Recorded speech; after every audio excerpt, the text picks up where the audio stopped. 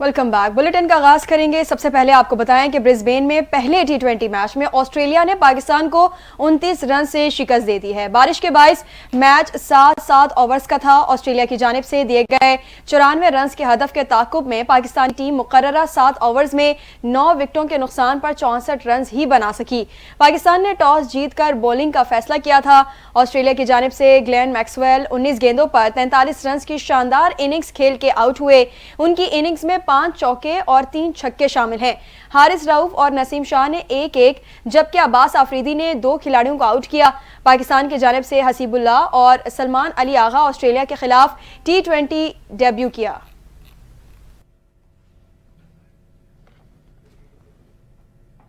खेल से खिलवाड़ जारी। भारत ने अपनी कबड्डी टीम को भी पाकिस्तान भेजने से इनकार कर दिया। पाकिस्तान और भारत की कबड्डी टीमों के दरमियान करतारपुर, गुजरात और लाहौर में कबड्डी मैचेस रखे गए थे और इस सिलसिले का पहला मैच 19 नवंबर को करतारपुर में खेला जाना था। पाकिस्तान कबड्डी फेडरेशन के सेक्रेटरी मोहम्मद सरवर का कहना था कि भारतीय कबड्डी हुकाम की जानिब से बताया गया है कि वो मैचेस के लिए पाकिस्तान नहीं आ रहे, उन्हें इस हवाले से इजाज़त नहीं मिली। मोहम्मद सरवर ने कहा कि भारत का ना आना अफसोसनाक है। मैचेस के लिए पाकिस्तान टीम ने बहुत तैयारियां की थी। अब पाकिस्तान के खिलाड़ियों के दरमियान करतारपुर में नुमाइशी मैच खेला जाएगा।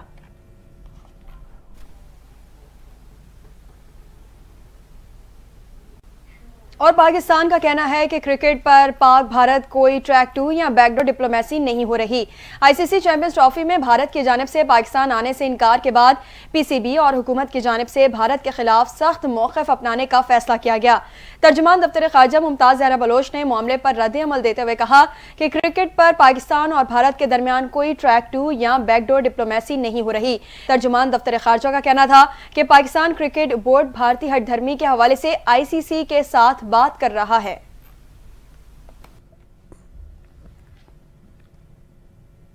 चैंपियंस ट्रॉफी के मामले पर आईसीसी के ब्रॉडकास्टिंग राइट्स खरीदने वाली कंपनी का सबर जवाब दे गया। ब्रॉडकास्टर्स ने आईसीसी के चैंपियंस ट्रॉफी का शेड्यूल फौरी जारी करने का मुतालबा कर दिया। ज़राए का बताना है कि आईसीसी ने ब्रॉडकास्टर्स को 2027 तक के मीडिया राइट्स $3 अरब में दिए थे। आईसीसी ने यकीन दिलाया था कि इस सर्कल में पाक भारत मैचेस लाजमी होंगे। भारतीय टीम के पाकिस्तान आने से इनकार के बाद ऐसा होता दिखाई नहीं देता, क्योंकि ब्रॉडकास्टर्स को सबसे ज्यादा कमाई पाक भारत मैचेस से ही होना थी। अब शेड्यूल के ऐलान में ताखीर से ब्रॉडकास्टर्स का बड़ा नुकसान हो रहा है।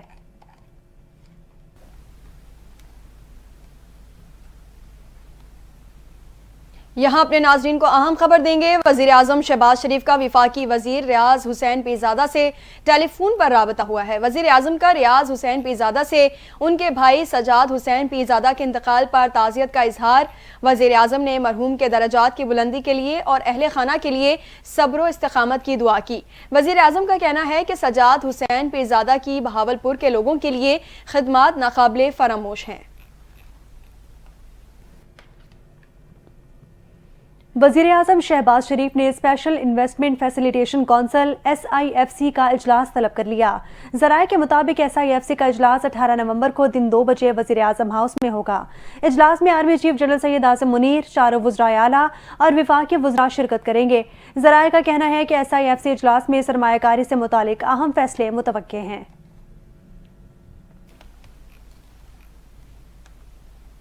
खबर देंगे। पंजाब की वज़ीर आला मरियम नवाज ने कहा है कि वो कैंसर के मरज में मुब्तला नहीं हैं। उनकी सेहत से मुतालिक गलत अफवाहें फैलाई जा रही हैं। मरियम नवाज ने लंदन में गुफ्तगू में कहा कि उन्हें थायराइड का आर्जा लाहक है, जिसके इलाज के लिए आई हैं। गुज़िश्ता साल जनवरी में स्विट्ज़रलैंड में सर्जरी हुई थी। सुनने को मिल रहा है कि पाकिस्तान में कोई हस्पताल नहीं है जहां में ये सर्जरी नहीं होती। उन्होंने मजीद कहा, मेरा जितना भी इलाज हुआ है पाकिस्तान ही में हुआ है, लेकिन पैराथा थायराइड ऐसी बीमारी है जिसका इलाज सिर्फ स्विट्जरलैंड या अमेरिका में होता है।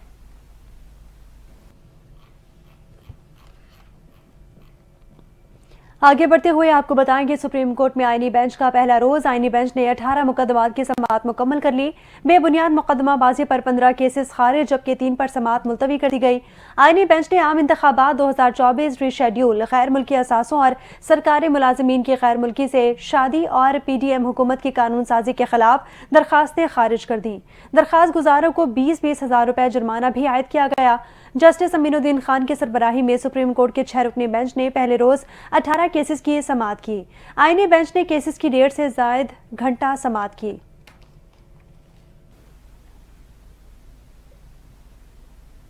دوسری جانب سپریم کورٹ نے پی ڈی ایم حکومت کی قانون سازی کالعدم قرار دینے کی درخواست جرمانے کے ساتھ خارج کر دی۔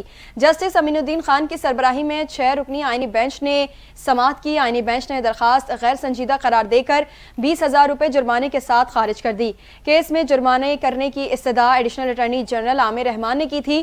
درخواست گزار کے وکیل نے موقف اپنایا کہ کل رات نوٹس ملا ہے، تیاری کے لیے وقت دیں۔ سپریم کورٹ نے درخواست گزار کے وکیل کی استدعا مسترد کرتے ہوئے درخواست خارج کر دی۔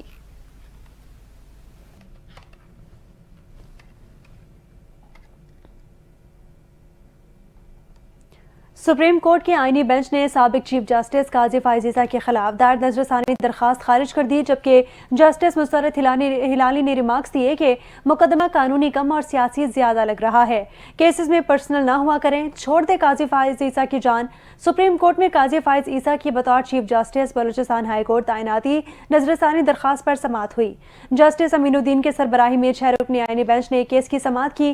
دوران سماعت جسٹس جمال مندخیل نے کہا کہ یہ نظر ثانی درخواست ہے کہ اس کو دوبارہ نہیں کھول سکتے، جس پر درخواست گزار کے وکیل ریاض حنیف نے کہا سپریم کورٹ نے بھٹو کیس میں 40 سال بعد سنا۔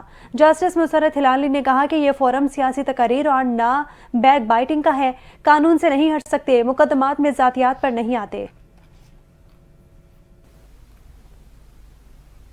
افسوسناک خبر سے اپنے ناظرین کو آگاہ کریں گے۔ کوئٹہ میں زیارت کے علاقے میں سڑک کنارے دھماکہ ہوا ہے۔ لیویز حکام کے مطابق دھماکے میں 2 افراد جاں بحق اور 3 زخمی ہو گئے۔ لاشوں اور زخمیوں کو اسپتال منتقل کر دیا گیا ہے۔ پولیس دھماکے سے متعلق مزید تفتیش کر رہی ہے۔ اس سے قبل کچھ روز قبل کوئٹہ ریلوے اسٹیشن پر خودکش حملہ ہوا تھا، جس میں 27 افراد جاں بحق اور 40 زخمی ہو گئے تھے۔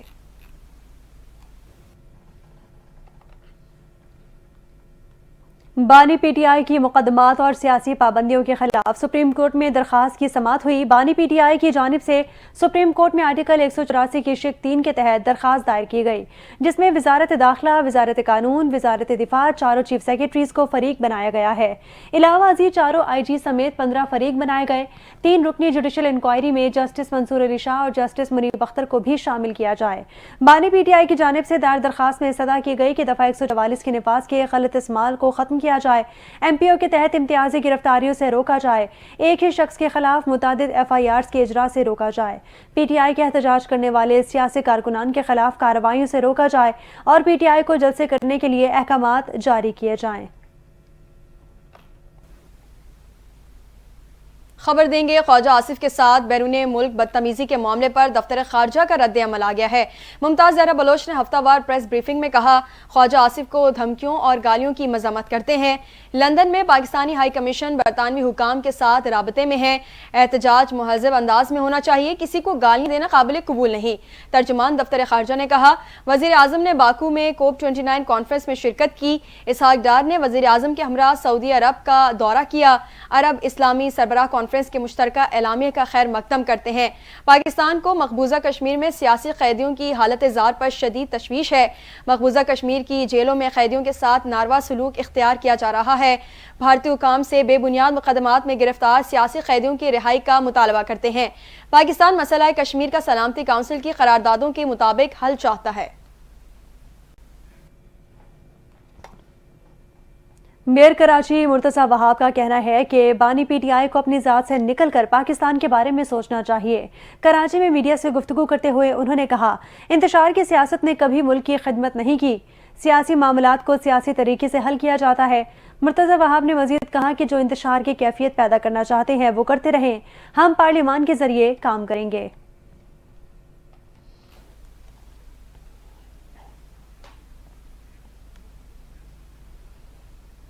اور دوسری جانب سربراہ عوامی مسلم لیگ و سابق وفاقی وزیر شیخ رشید احمد کا کہنا ہے کہ یہ حکومت دھکے سے چلائی جا رہی ہے، کسی جگہ یہ دھکا ناکام ہوگا اور وہ دن زیادہ دور نہیں کہ حکومت ناکام ہو جائے گی۔ سابق وفاقی وزیر شیخ رشید احمد نے اسلام آباد کچہری میں میڈیا سے گفتگو میں کہا کہ آئی ایم ایف آئی ہوئی ہے اور اس سے مذاکرات خفیہ رکھے جا رہے ہیں، یہاں ہر چیز خفیہ ہوتی ہے، یہ خفیہ کھیلتے ہیں، خزانے کی حالت نہایت مخدوش ہے۔ ایک جملہ جو نواز شریف عموماً بولا کرتے تھے کہ پلے نہیں دھیلا تے کر دی میلا میلا، تو اب یہ ان پر خود لاگو ہوتی ہے۔ جہاں جاتے ہیں ان کو گالیاں پڑ رہی ہیں، ان کو لوگ نازیبا الفاظ سے یاد کرتے ہیں۔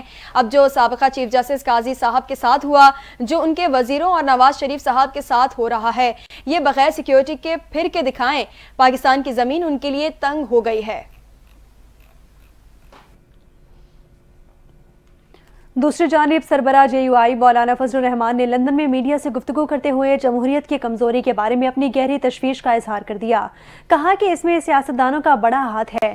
سیاستدانوں نے ہمیشہ اپنے ذاتی مفادات کی خاطر جمہوریت کے اصولوں پر سمجھوتا کیا ہے، جس کی وجہ سے ملک کا سیاسی ماحول مزید پیچیدہ اور غیر مستحکم ہوا ہے۔ مزید دیکھیے اس رپورٹ میں۔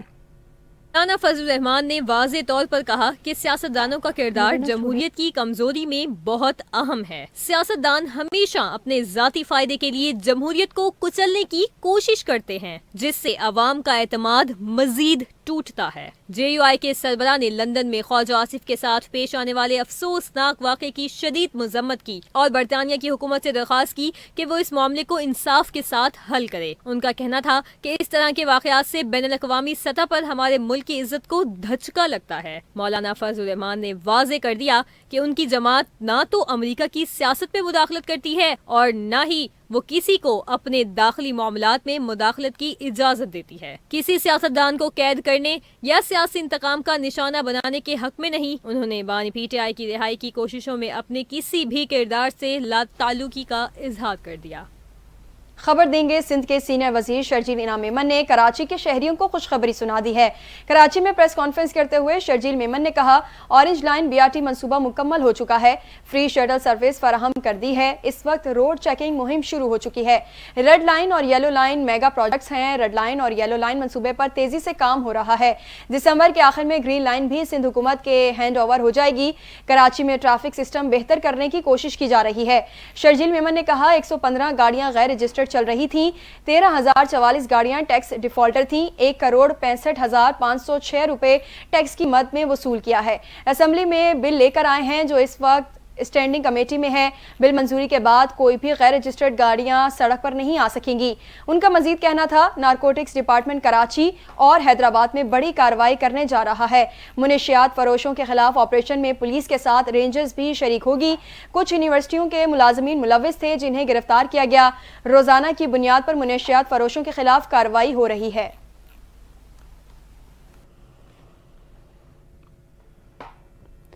وزیر اطلاعات پنجاب اسما بخاری کا کہنا ہے کہ اڈیالہ جیل کا قیدی خونی انقلاب کے خواب دیکھ رہا ہے۔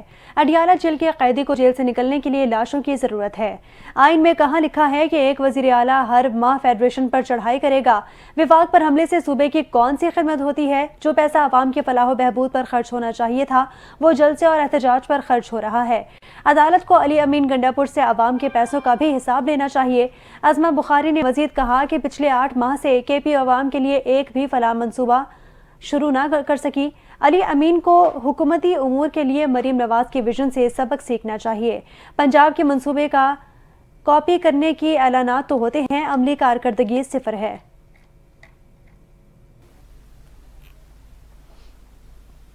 دوسری جانب بانی پی ٹی آئی کی ہمشیرہ علیمہ خان نے کہا ہے کہ مریم نواز پنجاب میں غیر آئینی کام کر کے ہمیں روکنے کی کوشش کریں گی۔ راولپنڈی میں میڈیا سے گفتگو کرتے ہوئے انہوں نے کہا کہ بانی پی ٹی آئی نے کہا ہے حکومت کتنے لوگوں کو گرفتار کرے گی، جب تک مطالبات نہیں مانے جاتے احتجاج جاری رہے گا۔ علیمہ خان نے کہا کہ اس احتجاج میں ارکان قومی اور صوبائی اسمبلی آگے ہوں گے۔ انہوں نے کہا کہ ہم اگر اکیلے ڈی چوک پہنچے اور گرفتار بھی ہوئے تو 24 نومبر کو بھی لوگ پہنچیں گے۔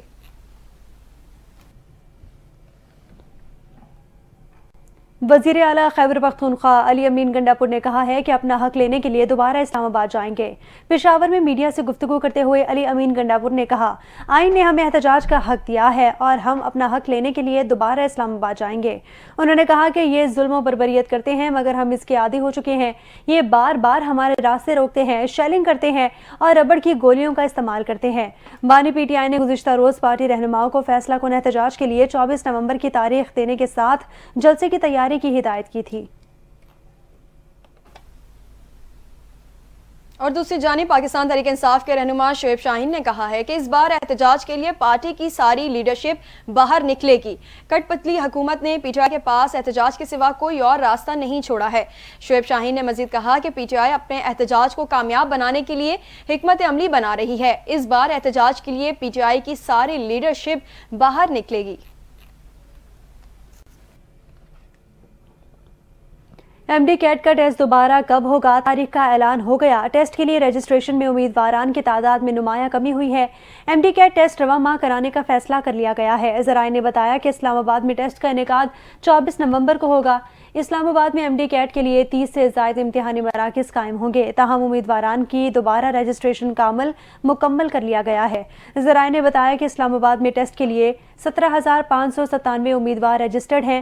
گزشتہ رجسٹریشن 53,105 طلباء ٹیسٹ نہیں دے رہے اور اس کے علاوہ 190 سے زائد نمبرز والے طلباء بھی ٹیسٹ نہیں دے رہے۔ خبر دیں گے وزیر اعلیٰ پنجاب مریم نواز شریف نے کہا ہے کہ ذیابطیس کی بڑھتی ہوئی شرح کے پیش نظر ہمیں اپنی زندگی میں مثبت تبدیلیاں لانا ہوں گی۔ ذیابطیس سے آگاہی کے عالمی دن پر پیغام میں وزیر اعلیٰ مریم نواز نے کہا کہ ذیابطیس کی بڑھتی ہوئی شرح تشویشناک ہے، شوگر کے مؤثر علاج اور مزید آگاہی کے لیے ٹھوس اقدامات اٹھانے کی ضرورت ہے۔ پنجاب بھر میں چیف منسٹر انسولین پروگرام شروع کرنے کا فیصلہ کیا گیا ہے۔ لاہور سمیت 3 اضلاع میں chief minister insulin for all pilot project شروع کیا جائے گا۔ مریم نواز نے کہا کہ ٹاپ 1 ذیابطیس کے مریض بچوں کو گھر میں ہی انسولین مہیا کی جائے گی۔ مریض بچوں کو انسولین کی فراہمی یقینی بنانے کے لیے خصوصی کارڈ بھی بنائے جائیں گے۔ حکومت پنجاب منظور شدہ کمپنی کولڈ چین اور دیگر ایس او پیز کے مطابق انسولین فراہم کرے گی۔ وزیر اعلیٰ نے کہا کہ ذیابطیس ٹائپ 1 کے مریض مخصوص ایپ یا ہیلپ لائن کے ذریعے اپلائی کر سکیں گے۔ ذیابطیس کی بڑھتی ہوئی شرح کے پیش نظر ہمیں اپنی زندگی میں مثبت تبدیلیاں لانا ہوں گی۔ موسم کا ذکر کرتے ہوئے آپ کو بتائیں محکمہ موسمیات کے مطابق مغربی ہواؤں کا سلسلہ آج سے ملک کے بالائی علاقوں میں داخل ہونے کا امکان ہے، جس کے باعث آج سے 15 نومبر تک اسلام آباد، راولپنڈی، پشاور میں تیز ہواؤں اور گرج چمک کے ساتھ بارش متوقع ہے، جبکہ 15 سے 16 نومبر کے دوران پہاڑی علاقوں پر بھی برف باری کا امکان ہے۔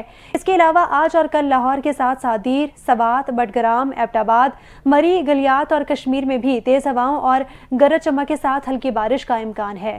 محکمہ موسمیات نے بتایا کہ گلگت بلتستان میں بھی تیز ہواؤں اور گرج چمک کے ساتھ بارش متوقع ہے، جبکہ بارش سے اسلام آباد، کے پی اور بالائی پنجاب کے علاقوں میں اسموگ میں کمی ہوگی۔ محکمہ موسمیات کے مطابق بارشوں کے سلسلے سے فضائی آلودگی میں کمی اور ہوا کا معیار بہتر ہوگا، جبکہ بارشوں کے بعد پنجاب کے میدانی علاقوں میں شدید دھند کا امکان ہے۔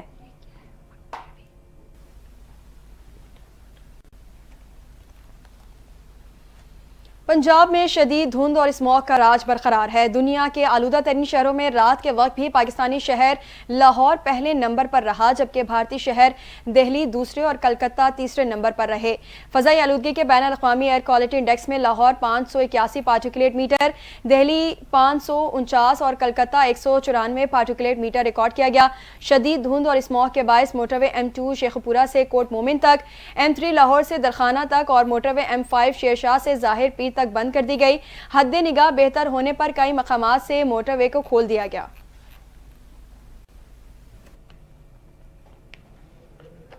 پنجاب اربن یونٹ نے صوبے میں فضائی آلودگی کی سب سے بڑی وجہ دریافت کر لی۔ رپورٹ کے مطابق صوبے میں دھواں چھوڑنے والی گاڑیاں فضائی آلودگی پھیلانے میں سب سے آگے ہیں اور شعبہ ٹرانسپورٹ کا فضائی آلودگی پھیلانے میں 83.15% کردار ہے۔ رپورٹ کے مطابق صنعتی سرگرمیاں دوسرے نمبر پر ہیں، جس کا فضائی آلودگی پھیلانے میں حصہ 9.7% ہے۔ فضائی آلودگی پھیلانے میں زرعی فضلہ جلانے کا کردار 3.9% اور کچرا جلانے کا حصہ 3.6% ہے۔ پنجاب اربن یونٹ کی رپورٹ کے مطابق کمرشل عمارتوں کی سرگرمیوں کا فضائی آلودگی میں کردار 0.14، جبکہ گھریلو سرگرمیاں 0.11% فضائی آلودگی میں حصہ ڈالتی ہیں۔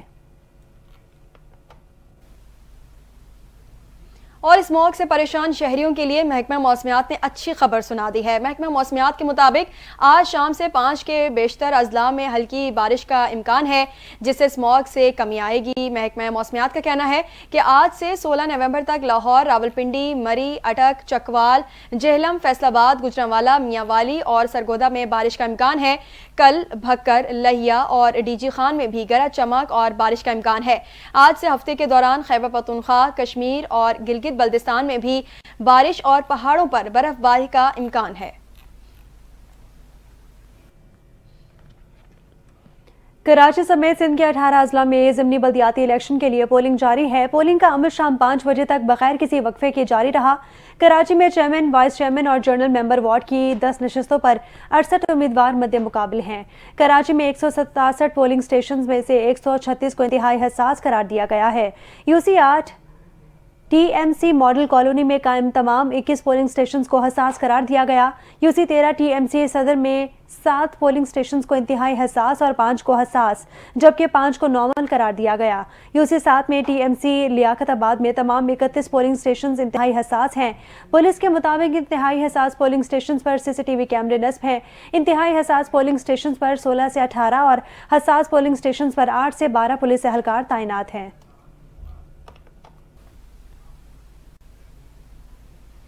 دیگر خبریں شامل کریں گے۔ رحیم یار خان پولیس کی کچے میں ڈاکوں کے خلاف کامیاب کارروائی، ڈاکٹر خالد محمود کو باحفاظت بازیاب کروا لیا گیا۔ ڈاکٹر خالد محمود نے DPO رحیم یار خان کو گلے لگا کر پولیس ٹیم کا شکریہ ادا کیا۔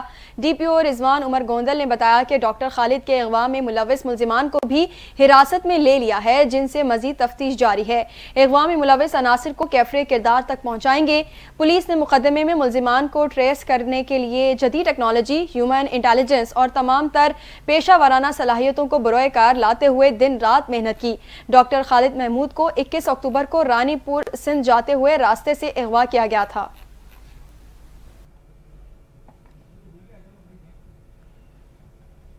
اور اب خبر دیں گے کہ پڑوسی کے گھر سے 20 تولہ سونا چوری کرنے والی خاتون کو پولیس نے گرفتار کر لیا۔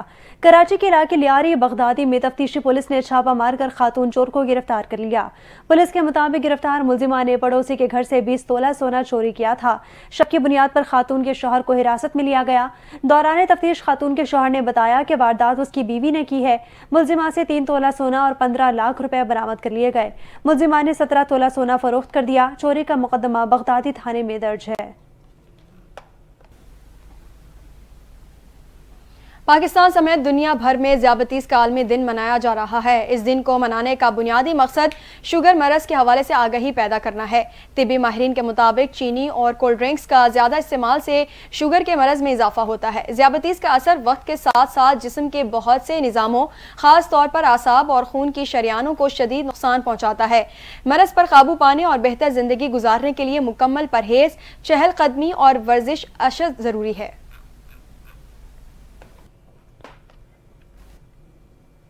آگے بڑھتے ہوئے آپ کو بتائیں کہ ہمارا دھواں چکر لگاتا ہے کیا؟ وزیر اعلیٰ پنجاب مریم نواز کی جانب سے اسموگ کے معاملے پر بھارت کو خط لکھنے کا عندیہ دیے جانے پر بھارتی پنجاب کے وزیر اعلیٰ نے دلچسپ رد عمل دے دیا۔ مریم شریف نواز شریف کی بیٹی وہ کہتی میں بھگونت مان نوں چٹھی لکھوں گی، تھوڑا دھواں لاہور آਉਂਦਾ ہے، ادھر دلی والے کہندے تھوڑا دھواں دلی آਉਂਦਾ، میں کہا ساڈا دھواں گیڑے ہی دئی جاندے۔ وہاں کے لوگوں کی صحت کے لیے، ہمارے عوام کی صحت کے لیے جب تک دونوں پنجاب مل کر اقدامات نہیں کریں گے ہم اسموگ سے لڑ نہیں سکتے۔ پنجاب کی وزیر اعلیٰ نے اسموگ پر دیا بیان کہ لکھوں گی خط بھارتی پنجاب کو۔ لاہور میں تقریب سے خطاب میں مریم نواز نے کہا تھا کہ اسموگ کا مسئلہ سیاسی نہیں بلکہ انسانی ہے۔ اسموگ کے معاملے پر پاک بھارت ڈپلومیسی کی ضرورت ہے۔ سوچ رہی ہوں اسموگ کے معاملے پر بھارتی پنجاب کی وزیر اعلیٰ کو خط لکھوں۔ لاہور میں ایشو ہے اسموگ کا، یہ ڈپلومیسی ہمیں انڈیا کے ساتھ کرنی ہے۔ میں سوچ رہی ہوں کہ انڈین چیف منسٹر جو پنجاب کے چیف منسٹر ہیں ان کو خط لکھوں کہ یہ ایک سیاسی مسئلہ نہیں ہے، یہ ایک انسانی مسئلہ ہے جس کے اوپر اگر ہم بھی اقدامات اٹھا رہے ہیں تو انڈین سائڈ سے بھی میچنگ رسپانس ہونا چاہیے۔ خط لکھا تو نہیں پر جواب آ گیا بھارتی پنجاب کے وزیر اعلیٰ کا، اور وہ بھی بڑا ہی دلچسپ۔ بھارتی پنجاب کے وزیر اعلیٰ بھگونت مان کہہ رہے ہیں پاکستان میں پنجاب کی وزیر اعلیٰ کہتی ہیں کہ میں خط لکھوں گی کہ آپ کا دھواں لاہور آتا ہے۔ پاکستان والے پنجاب دی مکھ منتری مریم شریف نواز شریف کی بیٹی وہ کہندی میں بھگونت مان نوں چٹھی لکھوں گی، تھوڑا دھواں لاہور آਉਂਦਾ ہے، ادھر دلی والے کہندے تھوڑا دھواں دلی آਉਂਦਾ، میں کہا ساڈا دھواں گیڑے ہی دئی جاندے، جیڑا آਉਂਦਾ سانوں پتا نکلدا۔ भगुनत मान ने कहा कि दूसरी जानिब दिल्ली वाले कहते हैं कि तुम्हारा धुआं दिल्ली आता है, तो क्या हमारा धुआं चक्कर लगाता रहता है? बैनुल-अक़वामी दुनिया से खबर देंगे। नौ मुंतखब अमरीकी सदर डोनाल्ड ट्रंप ने व्हाइट हाउस में अमरीकी सदर जो बाइडन से 2 घंटे तवील मुलाकात की। जो बाइडन ने नौ मुंतखब सदर डोनाल्ड ट्रंप को सदर मुंतखब होने पर मुबारकबाद दी और व्हाइट हाउस में खुशामदीद कहा। अमरीकी सदर जो बाइडन ने कहा कि जैसा वादा किया था मैं पुरअमन इंतकाले इक़्तिदार के लिए तैयार हूँ। डोनाल्ड ट्रंप ने भी जो बाइडन का शुक्रिया अदा करते हुए कहा कि सियासत एक मुश्किल काम है, कई हवालों से हर रोज़ ये कोई बहुत अच्छी दुनिया नहीं होती, लेकिन आज के दिन ये दुनिया बहुत अच्छी है। ट्रंप ने यह भी कहा कि वो पुरअमन इंतकाल इक़्तिदार को सराहते हैं। गैर मुल्की खबर रसां एजेंसी के मुताबिक डोनाल्ड ट्रंप की व्हाइट हाउस आमद पर जो बाइडन के हमरा अमरीकी खातून अव्वल जिल बाइडन भी मौजूद थी, जिन्होंने ट्रंप को मेलानिया ट्रंप के लिए हाथ से लिखा हुआ मुबारकबाद का खत भी दिया। डोनाल्ड ट्रंप 20 जनवरी 2025 को अमरीकी सदर के ओहदे का हलफ उठाएंगे। और अब आप ये जानें कि क्या वीना मलिक दोबारा शादी के बंधन में बंध गई हैं। पाकिस्तान की मारूफ मॉडल, अदाकारा और मेज़बान वीना मलिक ने सोशल मीडिया पर दुल्हन के लिबास में अपनी तस्वीर शेयर करके मद्दाहों को एक नई उलझन में मुब्तला कर दिया है। वीना मलिक की इंस्टाग्राम स्टोरीज और वीडियोस में एक ऐसी राजदारी नजर आ रही है जो फौरन ही चहमगोइयों का बाइस बन गई। तफसीलात देखिए इस रिपोर्ट में।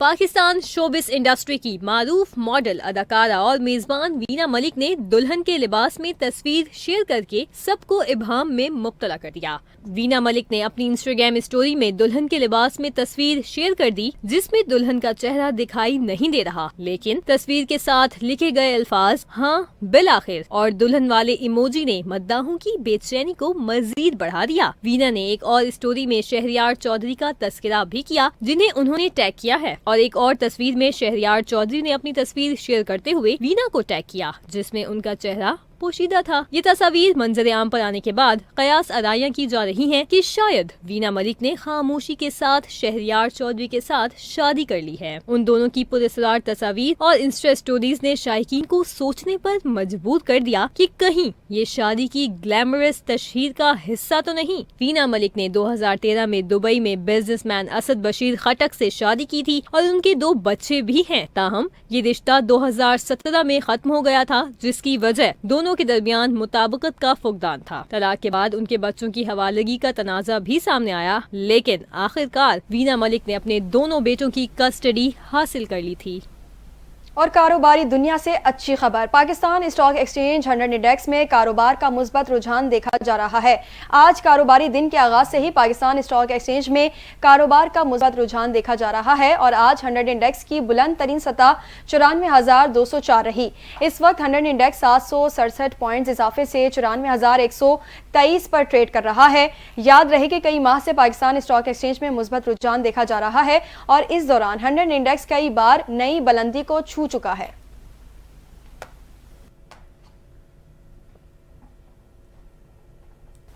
न्यूज़ स्टूडियो से फिल वक्त इतना ही। मजीद खबरों और अपडेट्स के लिए देखते रहिए NTN न्यूज़।